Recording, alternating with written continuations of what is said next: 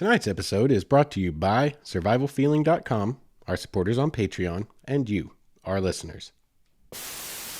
All these hours to get there, and it was a real disappointment. There were too many ticks, and I'm like, that's Mother Nature, Karen. She was just welcoming you with open arms.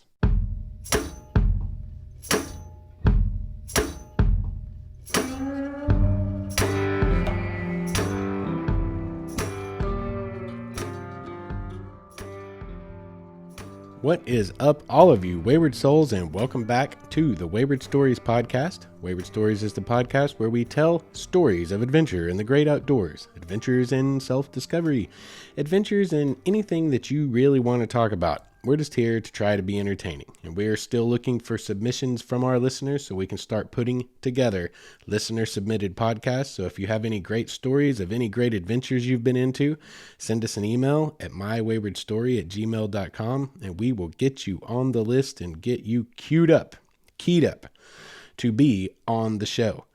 What's going on, guys? I don't even know where to start. It's been a while since last time. I'm so happy to be back here in the studio recording once again, because to be in my studio means I am in my home. I have been in the great city of St. Louis multiple weeks out of the last more multiples of weeks. Work has taken me there. It's just good to be home. I'll tell you what, guys, it's crazy. You come home, when you leave for work for a couple of weeks and you don't have anyone at home, like keeping the home fires burning and things taken care of, it's like life just stops for 2 weeks. All you do is work, eat, and sleep. And then you come home and it's like, oh crap, I've got to go to the grocery store. I've got to go to the bank. I've got a dentist appointment. Everything comes at you all at once. And it gets just a little bit hectic. But all of that aside, I am recording right now, and that is the only thing that needs to be on my brain or your brains as you're listening to this. Hope you guys have had a good couple of weeks since the last time we talked. Mine were just filled with basically work and errands, so there's not much to talk about there. However, I want to talk a little bit about St. Louis. We're going to get to the point of tonight's show soon enough. We're going to talk about a little place called Sauk Falls, as you probably saw in the episode title, and another place as well fairly extensively called Johnson's Shut-Ins.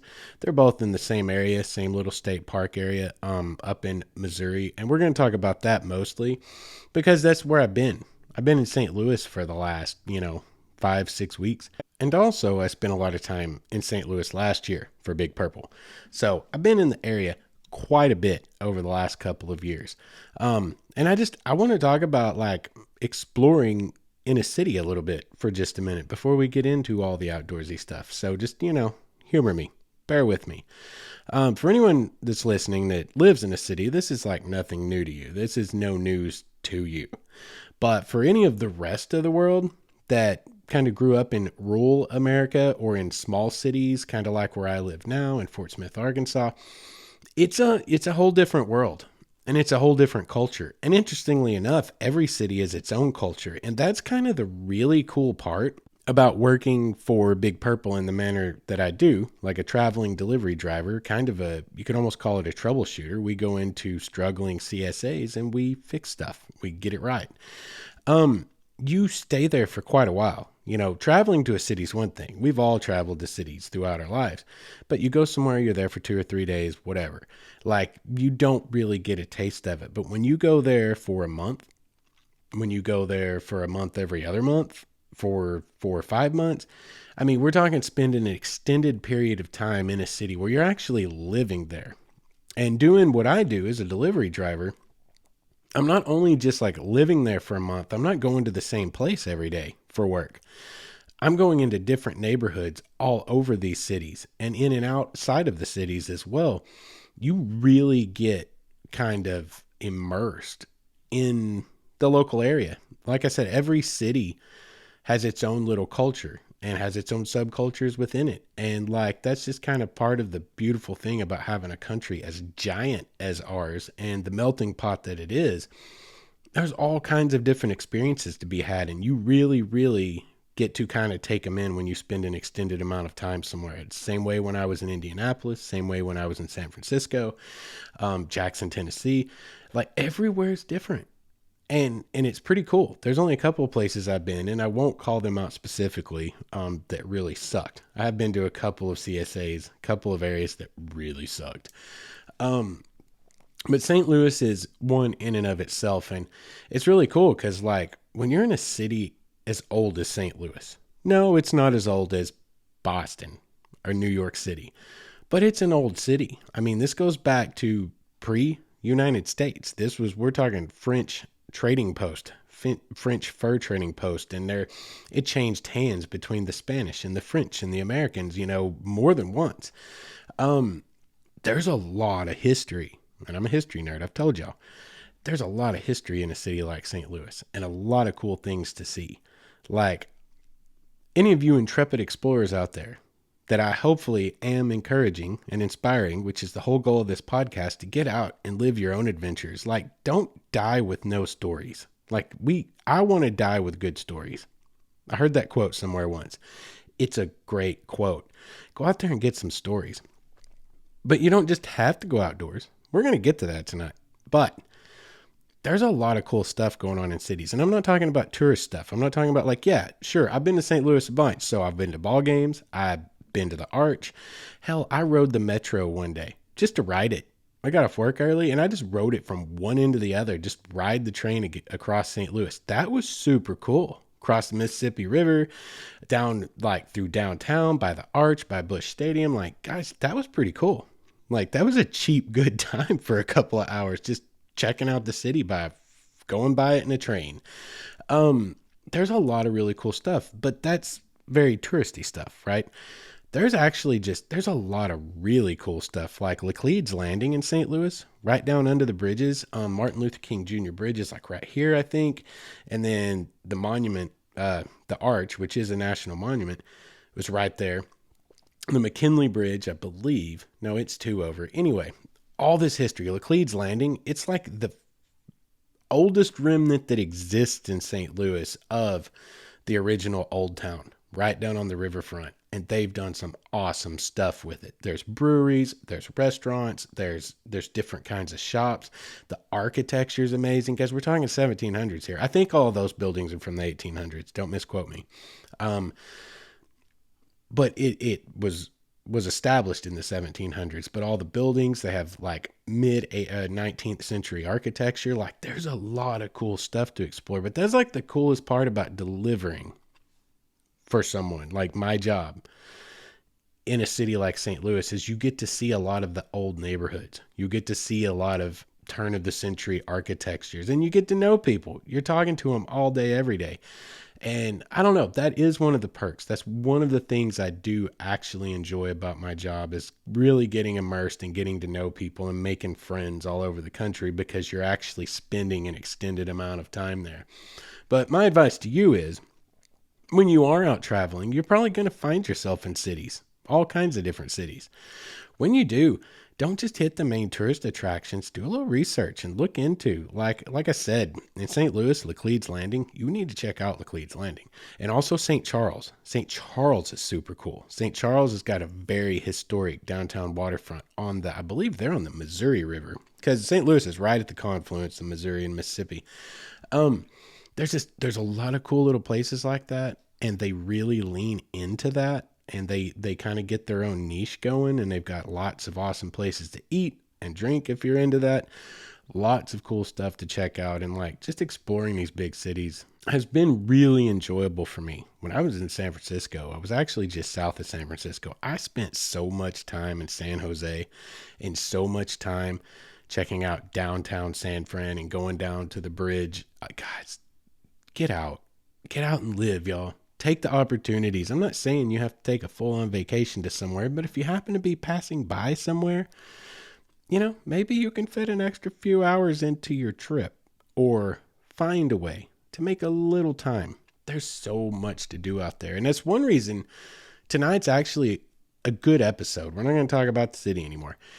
It's one reason tonight's episode is a good episode, and I'm excited to be making it, is because from very early on, part of my goals were to show people Like we talked about in the Explore More episode. Show people that you can get out more, but also that like it's not as big a stretch as you might think. Okay, anywhere you are, I promise you, if you draw a radius, a 2-hour driving radius around where you're sitting right now, and you properly research it, there's always something close to you to go do. Something beautiful to see, something informative to see, something that'll make you smarter.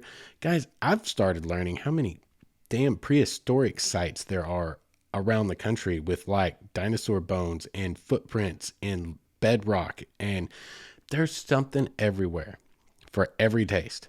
So tonight's a great episode because St. Louis, what is it? It's a huge metro area. Very, very large.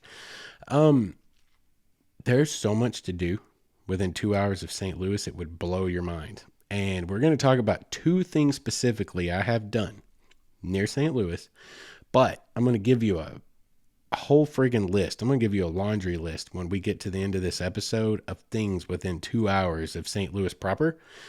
Guys, there's so much going on in the Northern Ozarks there. Like any of y'all living in St. Louis, you have no excuses. You have no excuses to say you don't have anything to do. You guys are surrounded by things to do that are all outdoor. And not even remotely related or linked to a metro area, like way out in the mountains within 2 hours. And it's amazing. And we're going to talk about that some tonight. Well, let's go ahead and get to it. Let's get started. First thing we're going to talk about tonight is going to be Taum Falls Trail. It is a hiking trail in the Upper Ozarks, approximately, if I recall, about 1 hour and 50 minutes south of St. Louis. These two things we're about to talk about are at the far extreme of that 2-hour radius that I talk about drawing. It's a really cool place. You may not be aware of this. St. Louis is right on the northernmost edge of the Ozark Mountains. The Ozark Mountains are a ginormous area. I'm going to explain it to you real quick here. From northeast Oklahoma and northwest Arkansas, where we talk about the Ozarks so much, we are in the Boston Mountain Range and the Springfield Plateau, all regions of the Ozark Mountains. Once you get to, roughly Springfield, Branson, Missouri, it looks like you're on the Salem Plateau region of the Ozark Mountains. And when you get on up to St. Louis, there's a little blob there that is like the remnants of an ancient gigantic dome of magma that it pushed up from, underneath the earth during far more chaotic times in Earth's history. It's the remnants of a giant volcanic area, and it's called the St. Francois Mountains, and that's just south of St. Louis. People up there will say St. Francis. It's a colloquial thing. It's spelled St. Francois. It's French. That's the proper pronunciation. Guys, you'd be amazed. If you're in St. Louis, there are so many names that are French, and everyone just kind of says them, not even phonetically the way they're spelled, like fluorescent is fluorescent. This is a good one. Everyone says Belle Fountain. It's Bellefontaine. Like there's not even a U in there, but everyone just says Belle Fountain. Joliet. Everyone says Joliet. It's Jolie. Like it's French. Anyway, it cracks me up. Like even in the upper Midwest, we redneckify everything, apparently. But it's St. Francois Mountains, and it's actually a really, really beautiful region, and that's where this Taum Sauk Trail is. So you head south out of St. Louis, you drive about 1 hour and 50 minutes, and you're in an area where there's plenty of camping, plenty of fishing, plenty of hiking, plenty to do, but you are absolutely in the Ozark Mountains with its dramatic views, its dramatic bluffs. As a matter of fact, on the Taum Sauk Falls Trail is Missouri's high point. You have to go off trail like 100 yards or something, and I don't remember it being actually very well marked when I actually did this trail, but you go over there and you stand there and there's just a tiny little monument that says welcome to Missouri's high point. It's dramatically beautiful, just kind of like it is here in Arkansas in the Boston Mountains. Beautiful wildflowers everywhere. It's an interesting place though. Like here in Arkansas, our Ozarks, a little bit more extreme. There are a lot more major relief changes, height changes, sheer-faced bluffs. They do exist where we're talking about tonight, but not like across the whole of the area. There are a lot of fields in the northern Ozarks. There are a lot of like plateaus and kind of almost plains like areas, a lot of saddles. It is more of a plateau region with interspersed geography jutting up from it. It's a really, really beautiful area. The Minnesauk Falls Trail itself, it goes to the highest waterfall in Missouri. That's exactly really the only reason I went to that specific place on the day I went. I'm going to go to the tallest waterfall in Missouri. Been to the tallest waterfall in Arkansas, Hemden Hollow. Been to the tallest waterfall in the United States, and also at the same time in California when I saw Upper and Lower Yosemite Falls. Tallest waterfall in Indiana, Williamsport Falls. We'll talk about that in another episode. We're going to do a whole Indiana episode. It's just going to be when the time is right. So all y'all Indianans out there, I know all you corn-fed brothers and sisters out there are waiting for that episode. I've actually heard from some of y'all because I've mentioned it so many times. We'll get there. We'll get there. I promise. When the time is right, Indiana will get its own episode. But Minnesauk Falls itself, it's a very picturesque place. It's a good place for some photography, but we'll talk about that. The trail itself is 2.9 miles, and you will gain 430 feet of elevation as you go. It is described as essentially moderate, and I'll go with that. There are places it's a very easy trail, but there are places it's more of a moderate trail. Like once you get a little further in, and I went on a particularly wet day in the winter, and it gets a little bit treacherous as you get further towards the fall. The elevation changes get a little bit more, not extreme, but there are more of them, and it's a little bit scrambly in places because we're talking about bedrock here. There's not a lot of like kind of crushed gravel, not a lot of dirt. Here in the Arkansas Ozarks, a lot of our trails are mostly dirt, right? Up there's a whole lot of bedrock, and bedrock can be tough to walk on. Lots of hard little knobs that don't kick out of the way when your toe hits it, right? And they can be particularly slick with all the lichens and the mosses that grow on them. And that day it was a little bit treacherous, so I'll go with moderate all day long. To see the fall specifically, once you make the trip in and you go down into where the fall is, like the base of the fall, you can hike up at first, and I did that to the very top of the fall. And it's kind of pretty, but you can't see. Can't see it in context, really. You have to go down to the bottom of the fall, and that did require a scramble. That was a straight up scramble. Like I was hanging on trees and sliding down little portions, and it was quite a bit more treacherous to get down to the bottom of the fall. The fall itself, what you need to know about it if you take this hike, you hear 132-foot waterfall, and you think, that must be beautiful, tallest waterfall in Missouri, gotta go do this. It's not like a 132 sheer drop. It's not a one drop fall. It's like a multiple drop fall. It's more of a cascade. It's a 132-foot tall cascade. The tallest waterfall within that cascade is around 30 feet, which is impressive in and of itself. But it's really hard with forest undergrowth to find any position to actually view the entirety of the waterfall. I never felt like I actually got far enough back with enough perspective to actually see the entire fall from top to bottom, because it cascades so far down so many times. The top of the fall is quite a ways back from you. When you're down at the base, you're not directly underneath the top of the fall. You're quite a distance removed from it. It's still beautiful. There's still some great pictures to be taken. I got a couple that I was pretty much happy with. There was enough water flow that day for me to get a decent long exposure on it. And it was cloudy, which helped a lot, as you all know, into photography. But it's just not, guys, it's really beautiful. It's a great hike. It'll get your blood pumping. It's not super dangerous. It's more of a moderate hike.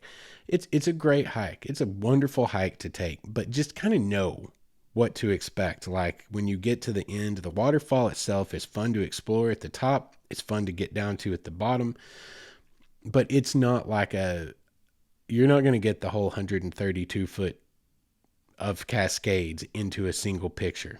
From what I could see, I've not really found anyone that did. I've seen people online that think they did, but like they didn't. They only got probably 60 or 80 feet worth of drop in. That's about all I can tell that you can actually see from the bottom. But again, those are over multiple cascades.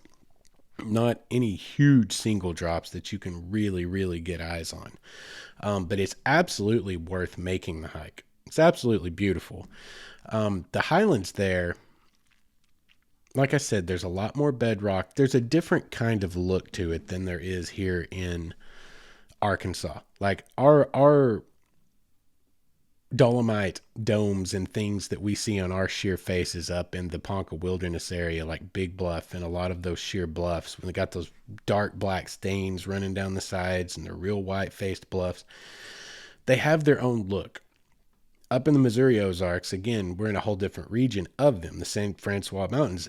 They have a whole different look, but they're still beautiful. There's still a lot of bluffs. There's still a lot of sheer drops. There's still a lot of greenery, obviously. It's a beautiful place. It's an absolutely serene and beautiful place. All you hear is the wildlife and the insects chirping away. But you're only 2 hours, less than 2 hours from St. Louis. Huge, major metropolitan area. And it's a great hike to get in. And like I said, in the area, you have hiking or camping. You have camping to go along with your hiking. You have birding. You birders out there. Like, I just love saying that. Let's go birding. There's a lot of great bird watching there, a lot of great photography opportunities. It's a really great area. And that's a weekend for you in St. Louis, is it not? 2 hour drive after work, set up your camp, do a hike on Saturday, check out Minnesauk Falls, do all the things there. But there's also something else you can do on Saturday, and that's what we're going to talk about now. Actually, first, I want to belay that order. 1 second. What we're going to talk about real quick.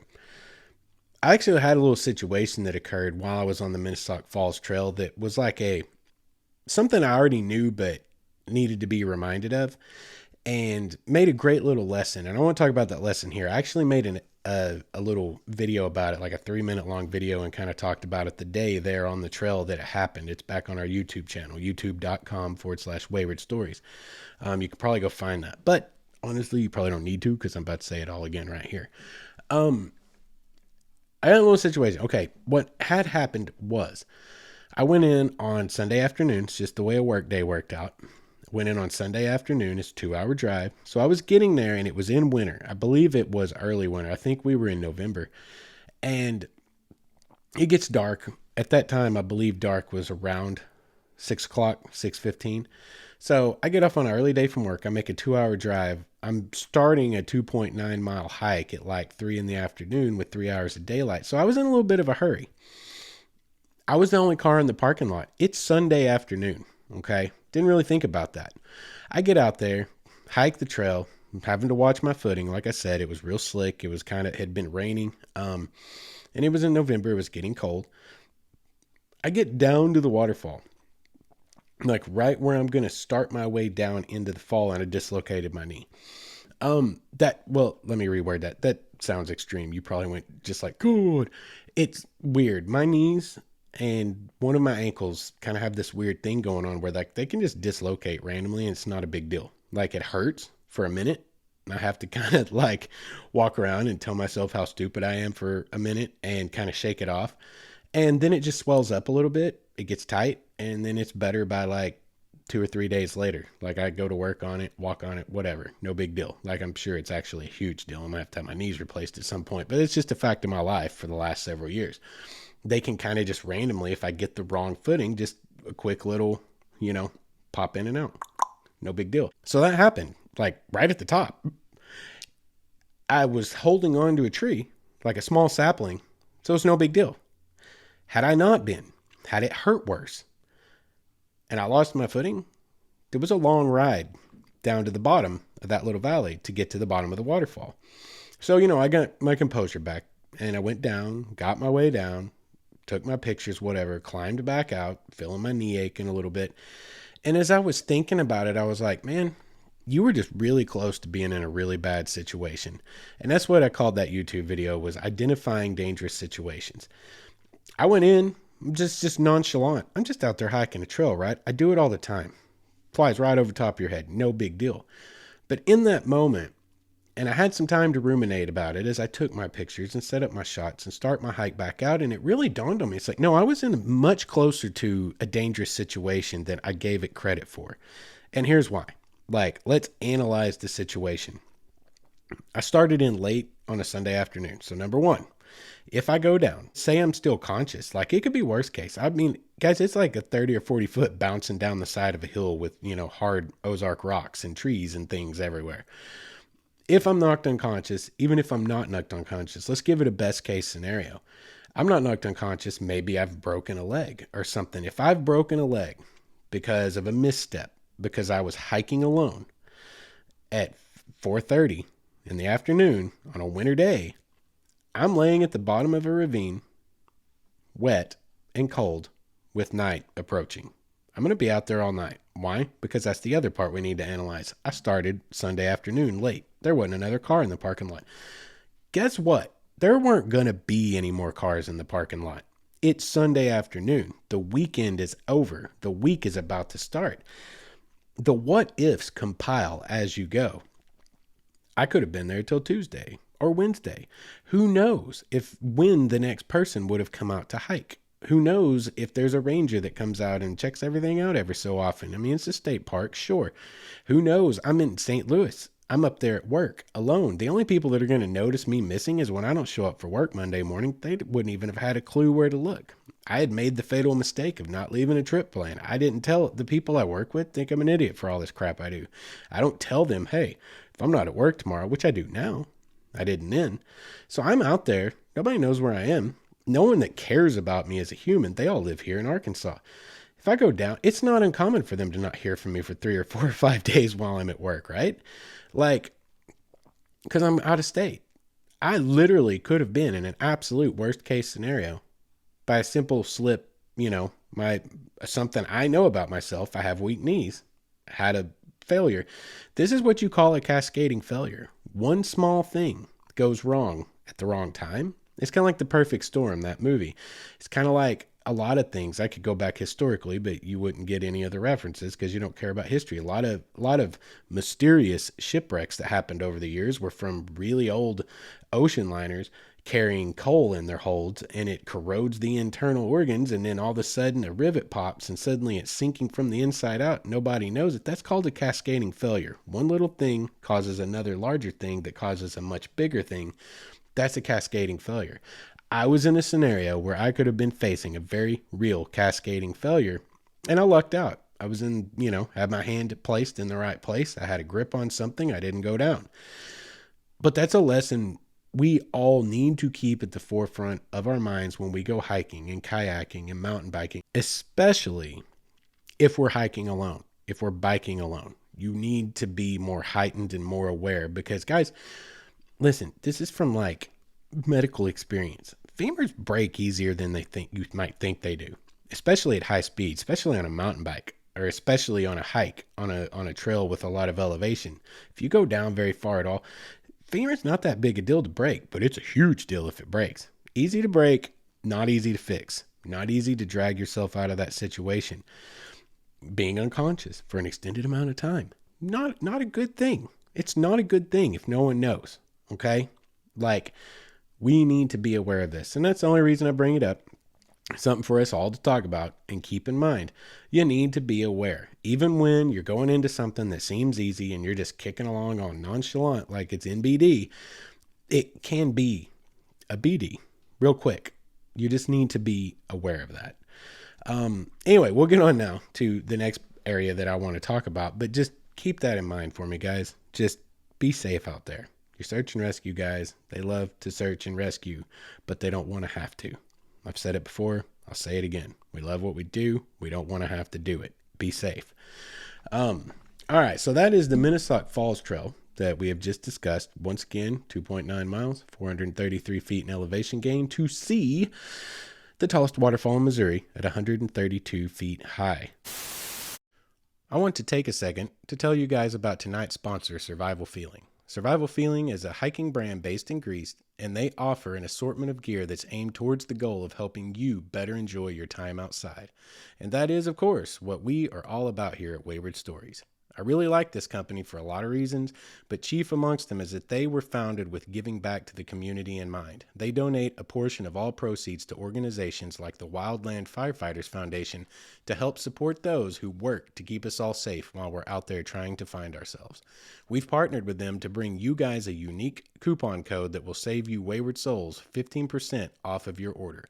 Go to survivalfeeling.com and use offer code Wayward Stories at checkout. I think you guys will like what they have to offer and what they're all about just as much as I do. Once again, that's survivalfeeling.com and use the offer code Wayward Stories. So that is the Taum Falls Trail that we have just discussed. Once again, 2.9 miles, 433 feet in elevation gain to see the tallest waterfall in Missouri at 132 feet high. And also you can go to Missouri's high point and say that you've been there when you hike that trail. Just down from Taum Falls, a part of the same area, is Johnson's Shut-ins. And that's really where you're kind of going even when you're going to the Taum Falls area. It's all part of like the Taum Sauk recreational area. Johnson's Shut-ins is a super cool place, y'all. Like, it is like ridiculously cool. Got several hiking trails. We're going to go all over all of it in detail. We're going to spend some time here, okay? I loved Johnson's Shut-ins. But I'm going to read to you from Wikipedia to give you guys an idea of kind of the general idea of what's going on at Johnson's Shut-ins.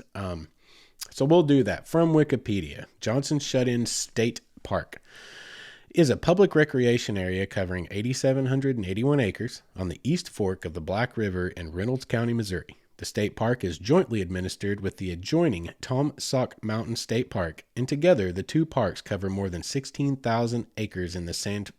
Francois Mountain region of the Missouri Ozarks. The term shut-in refers to a place where the river's breadth is limited by hard rock that is resistant to erosion. In these shut-ins, the river cascades over and around smooth, worn, igneous rock, creating a natural water park that is used by park visitors when water levels are not dangerously high. It is an erosion-resistant rhyolite porphyry and dark-colored diabase dikes of Proterozoic age. Waters in the East Fork of the Black River became confined or shut in to a narrow channel following fractures and joints within the hard igneous rock. Waterborne sand and gravel cut deeply even into this erosion-resistant rock, carving potholes, chutes, and canyon-like gorges. Of note, the Osage Nation hunted this area, pre-colonial history. Anyway, it's a super cool place. Number one, it's absolutely amazing to look at. It's like a different landscape. It's like well, it's not a moonscape because there's not fluid water on the moon. There is frozen water on the moon. Did y'all know that? In the polar regions, moon has water. Anyway, it's kind of like an otherworldly appearance. You get down and you see the river cascading through all these rock formations. The pictures I'm looking at right now, if y'all aren't driving while you're listening, if you can Google it, check out some of the pictures, guys. It is super, super cool. These potholes they're talking about right here, this picture I'm looking at, it's three young boys swimming in what otherwise wouldn't, without them for perspective, it otherwise wouldn't even look like a large enough hole of water to swim in. But with them for perspective, it's like a giant little puddle of water, but it's a deep puddle of water with this really cool waterfall, like short 2 or 3 foot cascade waterfall dropping out of it. Guys, it was an awesome place to be. Fishing the shut-ins as well. Like, if you want a good time in the summer, St. Louisans or anyone that wants to go to this area, again, we're going to touch on this at the end of the episode. Like, this general area, the St. Francois Mountain region, guys, this is worth like a week's vacation for y'all anywhere in the country. Once I tell you what all's here and how busy you will be with some really cool stuff, you're going to love it. But this state park in particular, a lot of hiking, you hike down and you hike along the river and you can go right into Johnson's Shut-ins and you can swim anywhere you want to swim. You can fish anywhere you want to fish. Y'all, smallmouth. Y'all, smallmouth. You need to check that out. I had a great time wading around, fishing, and even swimming a little bit. The day that I went to Johnson's Shut-ins was actually a different day than I hiked. Taum Sauk or Minnesauk Falls. That was a different day. I did this just recently. I did Minnesauk Falls last November, I think. I did this part just recently. Guys, it's an awesome place. They have a ton of camping places, ton of camping stuff you can do, places you can stay there real close by. You go down to these shut-ins and you want to talk about a good time for you and your family, y'all. Take the kids out there, the water level's right, be safe, do all the safe things. Disclaimer, unfortunately, when I went about doing my research on this just the other day, young girl had died just the day before. She was 18 and she climbed somewhere she shouldn't climb. Cascading failure, y'all. Like making decisions that are not the best informed decisions. And she did. No knock on her. She did something I've done a million times. She did something you listening have probably done a million times. Something that was just a little stupid and sketchy. Because again, nothing wrong ever actually happens, right? She climbed up on a rock she shouldn't have climbed up on. She lost her footing and, she passed away, unfortunately. It's not uncommon there in the shut-ins. So it is a relatively dangerous place. You'll need to understand that, okay? But it's an amazing place. And the fishing, again, the smallmouth fishing this is really kind of more like central Missouri. To me, it's northern for some reason. In my poor little brain, St. Louis is like at the top of Missouri, but it's not.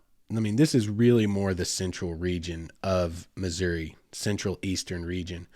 But right there at the top, northernmost edge of the Ozark Mountains, there's some beautiful stuff going on, and the smallmouth fishing in that area is absolutely amazing.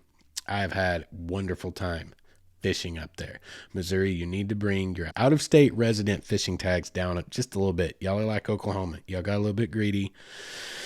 It's a little bit disproportionate to the rest of the country. It's really disproportionate to Texas, who does the most awesome thing ever, by the way. I love to give Texas a hard time. I grew up in Oklahoma, so it's our job to hate on Texas. Like, that's just, we're raised that way. But Texas is a great state for a lot of reasons.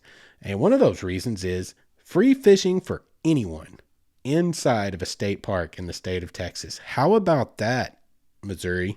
How about that, Oklahoma? I'm looking at you guys. You want to get people into the state parks? You want to get people out of the house?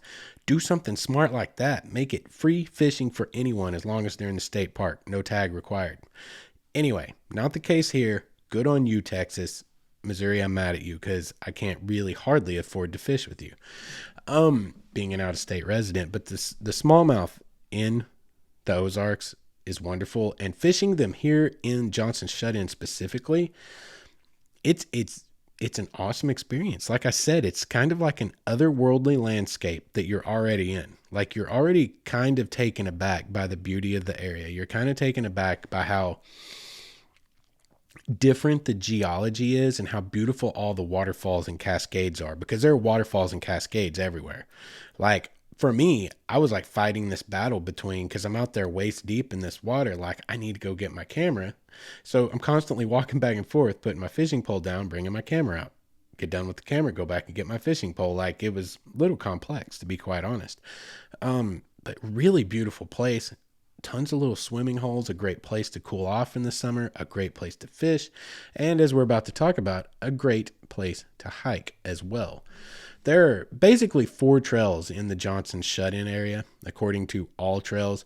Johnson's Shut-Ins State Park Trail, that one will take you along the shut-ins themselves. That'll take you along the river where you can do a lot of fishing, a lot of photography, and even get out there and get your toes wet. The Scour Trail is interesting. I'm going to tell you a little story here. This is something I just learned about several years ago. There was a big water reservoir somewhere up the mountain from this area, and it failed. Catastrophic failure. You need to Google it and look into it. It's very interesting. I believe it was a hydroelectric facility, and it failed. Like this was like in 2005, I think, or maybe it was 2015. I think it was 2005. Anyway, sometime in the 2000s, recent, it failed catastrophically, and it basically wiped everything downstream out. Like they had to rebuild the campgrounds at Taum Sauk or Johnson Shut-In State Park. It's a whole thing, but one of these trails is called the Scour Trail. They call it the Scour because when the river cut loose from that dam failure, it scoured out the valley, and this actually goes up the scar. You can hike up through the scar that catastrophic dam failure created. There's also Goggins Mountain Trails, 10.2 miles long. It's a big one. I believe it may be that trail that is equestrian.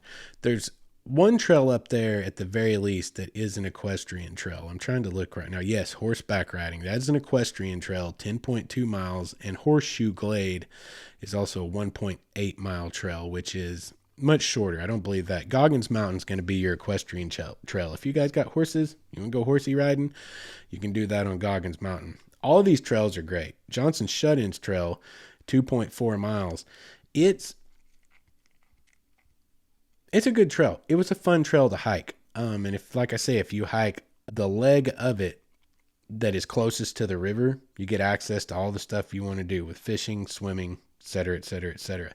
I did see one review of the Johnson Shut-in State Park Trail, and I was reading reviews on all trails, and she said, essentially, not an exact quote, but essentially, we got like a quarter of a mile in, and there were just too many ticks. This really needs to be taken care of. We had to turn around. This was on like one of the tops of my list for hiking, and we drove all these hours to get there, and it was a real disappointment. There were too many ticks, and I'm like,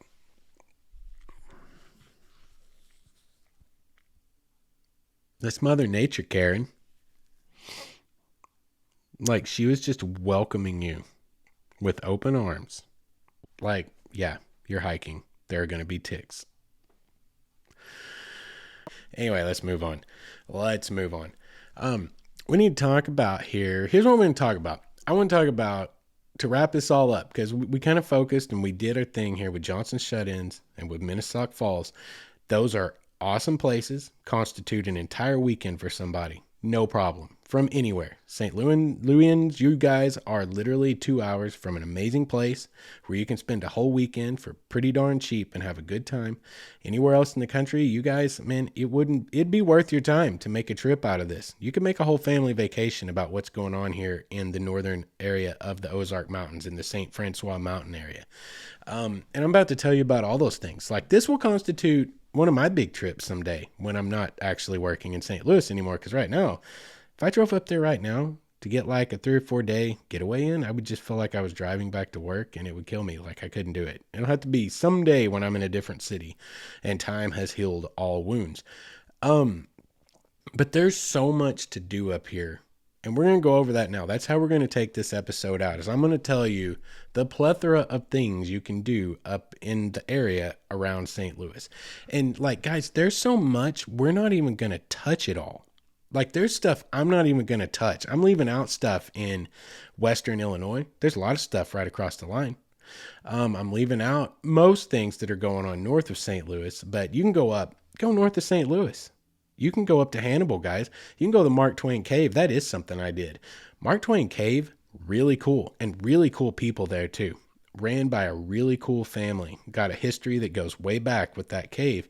It's called the Mark Twain Cave because Samuel Clemens himself played in that cave as a child.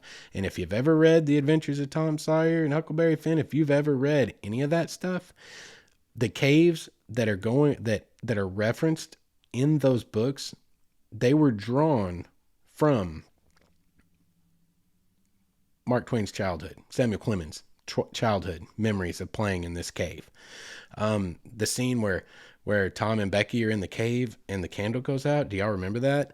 That was written with inspiration from Samuel Clemens' time in this cave. And as of a couple of years ago, they actually found his signature in pencil on the cave wall amongst the tens of thousands of other signatures done in pencil and soot and, oh my God, charcoal. Guys, it's a super cool tour. It's a super good time. Like, you'll love it. It's worth every penny. It wasn't very expensive, and it's a great little trip.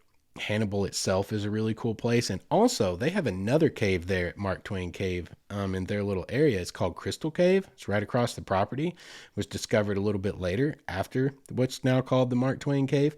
And they do a guided by lantern tour that's like a 2-hour long tour and a little bit more adventurous than the Mark Twain Cave tour. Mark Twain's a little bit more tame. Crystal Cave, a little bit more adventurous. I totally would have done that, but didn't get to. I didn't have the opportunity to because it was actually closed. I went last year on one of my trips to St. Louis. COVID restrictions were still big time. Everything was locked down.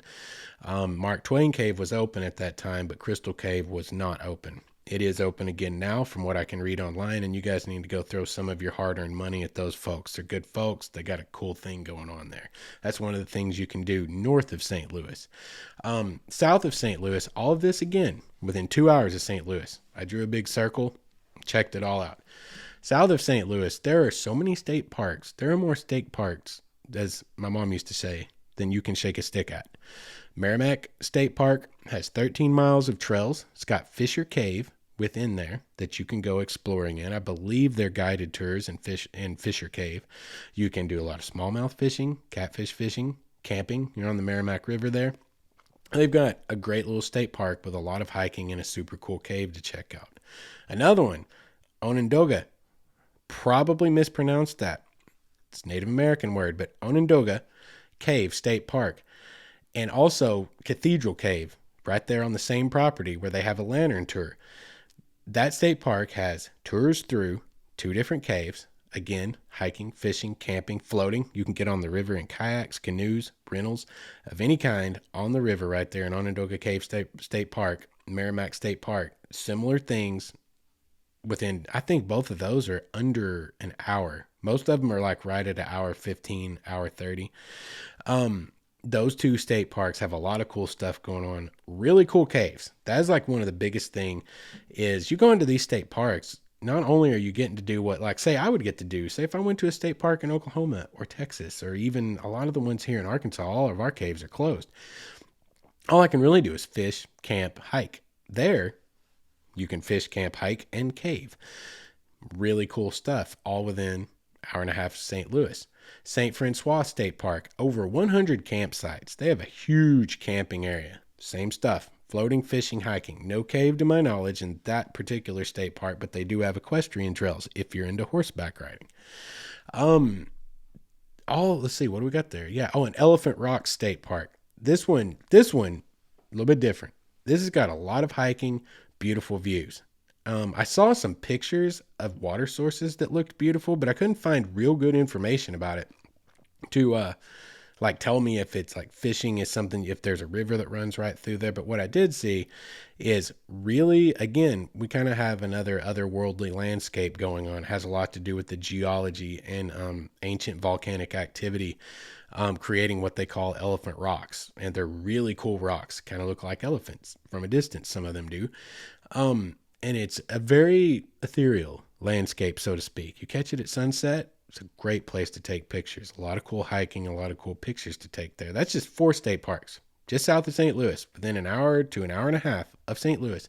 4 state parks, all of them in the woods, in nature, backcountry stuff going on, and lots of it to do. It is super cool place. Like I said, what have we talked about so far? Minnesoc Falls, Taum Sauk Mountain, Johnson Shut-ins, Mark Twain Cave, 4 state parks, like all of this outdoors stuff. So many caves, guys.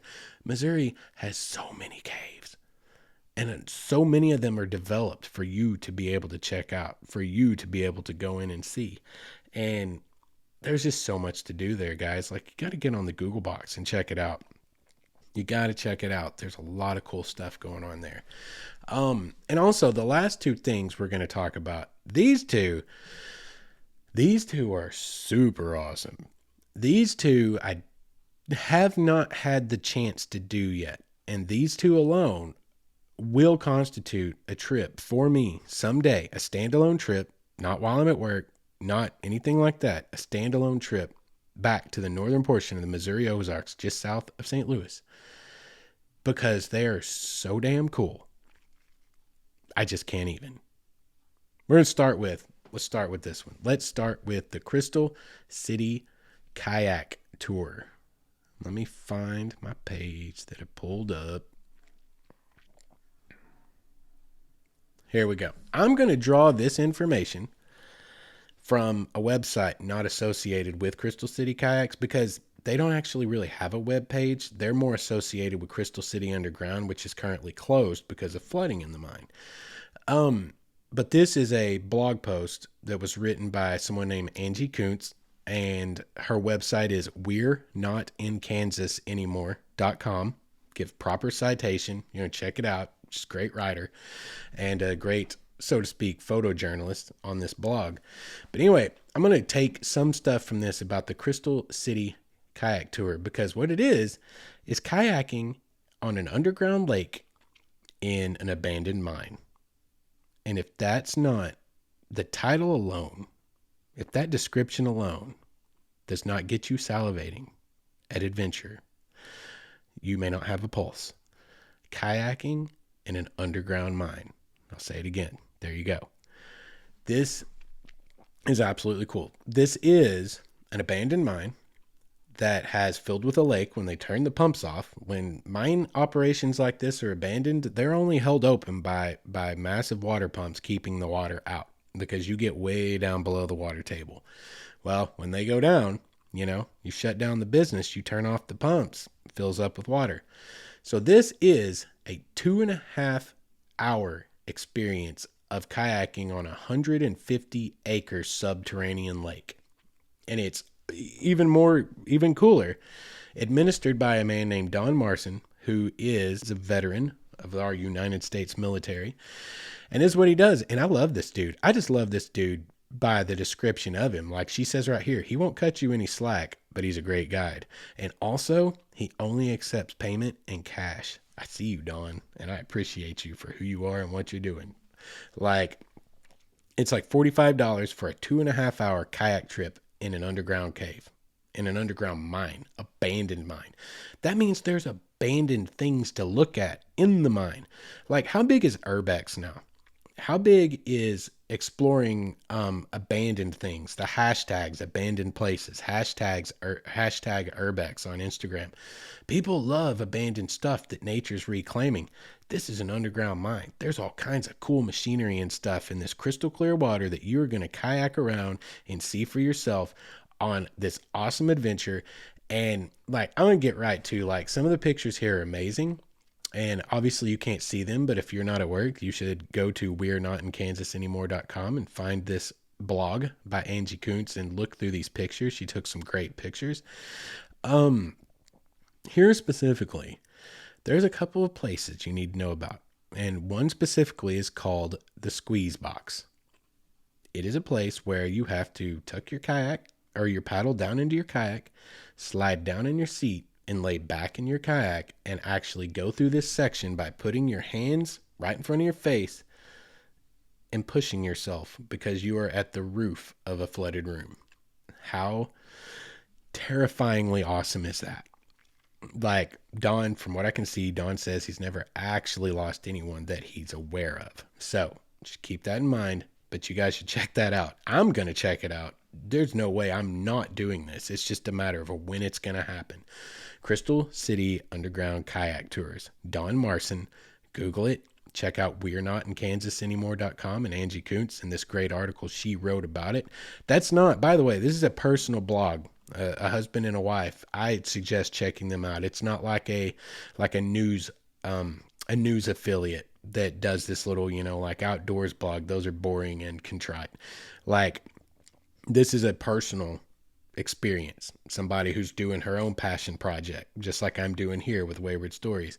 So y'all should go check it out and check out her article. There's some great pictures and a great description of it. One more time, Don Marson, Crystal City Kayak Tour, something y'all need to check out. And the last thing we're going to talk about that there is to do up here in this amazing area of the Northern Ozarks and the St. Francois Mountains has to do with another mine. This is the Bonne Terre Mine. Any of you out there who are scuba divers probably have actually already heard of this. I'm not sure why we're even talking about it, except for it's just like the coolest damn thing ever. And I want to tell everyone about it because it's just really interesting. Scuba divers probably already aware of it. But what it is in and of itself also an abandoned mine in this area. National Geographic calls Bonne Terre Mine one of America's top 10 greatest adventures. It is one of the world's largest man-made caverns, founded in 1860 as one of history's earliest deep earth lead mines. This was the world's largest producer of lead ore until it was closed in 1962. It has 5 levels, not suitable for service animals. 2 upper levels are lighted and used for 1-hour guided walking tours, and there's also a boat tour. You can do a walking tour alone, a walking plus boat tour combination. And that's for all of us who aren't scuba certified. I almost got certified once, didn't go through with it. But for all of us who aren't scuba certified, which is like most of the population, there is a way to explore and check out the Bonne Terre mine. It is a little pricey. And to be honest, that's one of the biggest complaints you see about it in comments and reviews is this was really cool, but it's a little steep for what we get. So just FYI, no knock on you, Bonne Terre mine. I know you got great stuff going on, but apparently everyone feels it's a little steep. And when I Googled it, I was like, I will go do this. They will get my money, but it is a little on the pricey side. But what's super cool about it is you can scuba dive in it, which I'm sure the intelligent among you have already inferred from things I've previously said. But the bottom 3 levels get into the water, and it is a 1 billion gallon 17-mile long lake, and it is illuminated by more than 500,000 watts of stadium lighting set in above the water's surface. They've done a lot of work to make this accessible to scuba divers. There's abandoned shafts. There's abandoned equipment at the bottom of the damn lake. Like, there's stuff everywhere to explore. And I actually did quite a bit further research. I didn't pull up that page here because I didn't feel like I needed to get into that part for today's episode.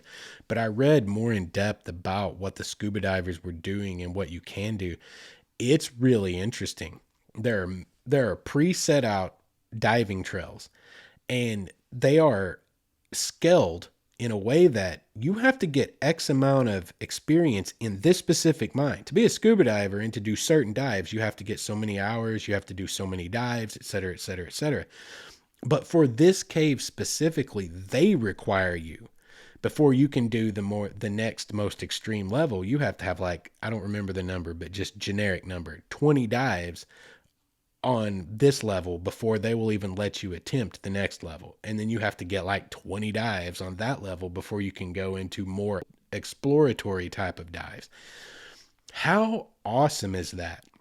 Like, and it's so clear. This is the kind of place that had I had something like this in mind, I would have finished my scuba certification. Like, I didn't go on through with my certification because I was like, look, I just don't like dark water. Y'all have heard me talk about snakes. I'm phobic of snakes. Sure, I ain't gonna lie about it. But dark water is my other big one. And as much time as I spend on rivers, you'd be like, that doesn't make any sense. How do you do that? Because I go on clear water rivers. As long as I can see what's under me, I'm cool, man. Like, it don't bother me at all. I'm totally fine. But dark water, strip pits, we have a lot of strip pits. I don't know. Some of y'all out there in the world may not even be aware of what strip mining is. But here where I'm from in eastern Oklahoma, western Arkansas, it was a big deal at one time. And they just, walked off and abandoned these giant holes in the ground that filled in with water. And they're like, some of them are 200 feet deep. That's dark water. The idea of hundreds of feet below me into ultimate darkness, not for me. It's not for me. And I was going to get my scuba certification. I was like, I don't like swimming around in the mud soup that all of our rivers and lakes are around here anyway. And it was expensive to get. But, if I'd thought of things like Bonne Terre, heck yeah, clear water to dive in a confined environment with, oh my gosh, guys, it's awesome. It's awesome. And not just for scuba divers. Any of you out there interested in caves and history and things like that, there's a tour that you can take and go in there and check out this awesome abandoned mine. This mine and the Crystal City Kayak Tour is not that far apart. None of this, everything I talked about tonight, none of it is that far apart from the other, to be completely honest. Like, it's all within 2 hours of St. Louis, guys. You could spend a couple of weeks up here, honestly, if you wanted to explore both the city itself, go to some ball games. One time, I watched Adam Wainwright. I watched Waino pitch a one-hit shutout, okay, and hit a home run and win a 1-0 game. Literally provided his own offense, pitched a one-hit shutout. I got to see that with my own eyes. That was a legendary moment. There's cool stuff you can do in St. Louis. Go up in the Arch. Guys, going up in the Arch is an adventure of itself. They put you in this little capsule that I would call like a space egg, and it's a little bit janky. Like there are moments where you feel like this might not be okay. I might not be okay. Your brain's like, be logical, Justin. This has been going on for like this since the 1960s or whatever. They tell you all that history, like nothing's going to happen. You're going to be totally fine. But you're listening to this thing creak and groan and click, clack its way up this system, and you're in this little confined egg. That's kind of adventurous. And seeing St. Louis from 660 some odd feet in the air, pretty awesome. Seeing the Mississippi River below you. You could go spend couple of weeks in St. Louis if you're the outdoorsy type. You could explore the city itself, and you can explore all the things I talked about tonight. Guys, there's a lot to do up there, a lot of stuff. And specifically, again, the contrast of staying in a metro, but look at all of this stuff the great outdoors has to offer within an hour of me, hour and a half of me, 2 hours of me. There's always something close by to do. I hope I have hammered that point home in tonight's episode. We have ran really long. This episode got far longer. I thought I was going to have to pad this episode. I was like, what the hell am I going to talk about? I don't have enough to talk about tonight. It ended up being more than enough with my what's becoming somewhat infamous rambling nature in online circles. I see y'all. I hear what y'all talking about. It's okay. I'm all right with it. I am all right with it. Anyway, like I said, I'm all about constructive criticism. Always about hearing from you guys. We want to make the product better every time. We want to get better every week. But we're going to wrap it up for tonight. I have now rambled on for the better part of an hour, if not longer. I want to thank you guys for coming back yet again, just one more week to listen to me talk for some reason. I'm so thankful that you do. I am humbled by it. Please leave a review. Please rate us and subscribe to us on your podcast player of choice. That really helps us get bumped up in the rankings. If you have a story you want to share, guys, think about the stories I share with you. If you have a story that you think all of your brothers and sisters out there in the outdoors world would love to hear about, write it into us at mywaywardstory@gmail.com and I'll share it. We'll get it on the air. We'll tell it instead of one of my stories. That's what this platform's intended to be. So get it sent in. mywaywardstory@gmail.com. Anything else you guys want to do? If you want to be a patron, if you want to help support independent artist who doesn't have a full-blown sponsor yet, you can check that out through our website, along with all of our social media. Instagram, Twitter, Facebook, all of that stuff lives at the website, which is waywardstories.com. And I think that's all I got for you guys tonight. I appreciate you coming back. I want to say it once more. Can't say it enough. And until I talk to you guys again, be good to each other. Go out there and find something to do in the world and make the world just a little bit of a better place.